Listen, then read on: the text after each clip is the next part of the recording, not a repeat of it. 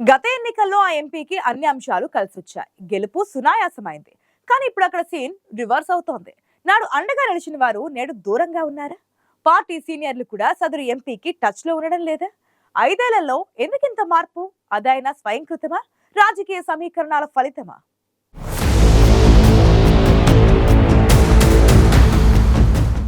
ఒక్కోసారి అంతే, అన్నీ అలా కలిసొచ్చేస్తుంటాయి. కానీ టైం బాలేనప్పుడే కొన్ని ఎదురు తిరుగుతుంటాయి.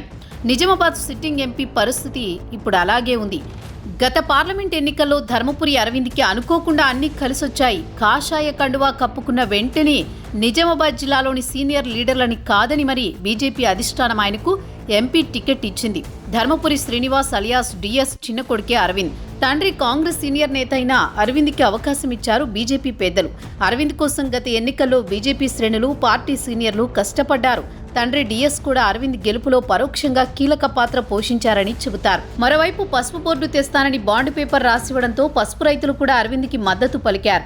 170 మంది పసుపు రైతులు నామినేషన్ కూడా వేశారు. దీంతో కాంగ్రెస్ ఓట్లు క్రాస్ ఓటింగ్ అయ్యాయి. అప్పటి సిట్టింగ్ ఎంపీ కల్వకుంట్ల కవిత మీదున్న వ్యతిరేకత కూడా అరవింద్కి కలిసొచ్చిన అంశాల్లో ఒకటి. దీంతో 2019 పార్లమెంట్ ఎన్నికల్లో 70,000 పైచిలకు ఓట్ల మెజారిటీతో నిజామాబాద్ ఎంపీగా గెలిచారు ధర్మపురి అరవింద్.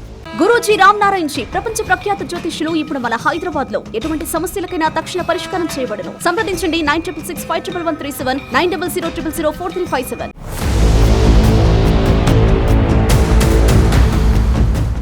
ఈ పార్లమెంట్ ఎన్నికల్లో మరోసారి బరిలోకి దిగబోతున్న అరవింద్కి గతం కంటే పరిస్థితి కొంత భిన్నంగా ఉంది. గత ఎన్నికల్లో తండ్రి డిఎస్ అరవింద్ గెలుపులో కీలక పాత్ర పోషించారు.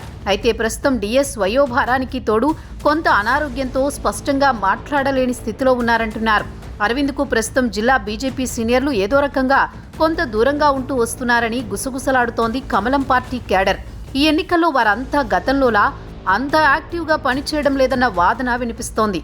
అరవింద్ కూడా పాత క్యాడర్, ద్వితీయ శ్రేణి లీడర్లను కాదని సొంత వర్గానికే ప్రాధాన్యమిస్తూ వచ్చారన్న ప్రచారం కూడా ఉంది. సొంత వర్గాన్ని ఏర్పాటు చేసుకుని వారికే ప్రాధాన్యమిస్తున్నారని, పదవులు కట్టబెడుతున్నారని పాత నేతలు కొంత అసంతృప్తితో ఉన్నారు.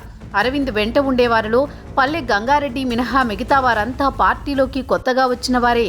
అనేక ఏళ్లపాటు పార్టీ జెండా మోసిన వారు ఈసారి అరవింద్ కోసం మనస్ఫూర్తిగా పనిచేసే అవకాశం లేదన్న వాదన ఈసారి బలంగా వినిపిస్తోంది.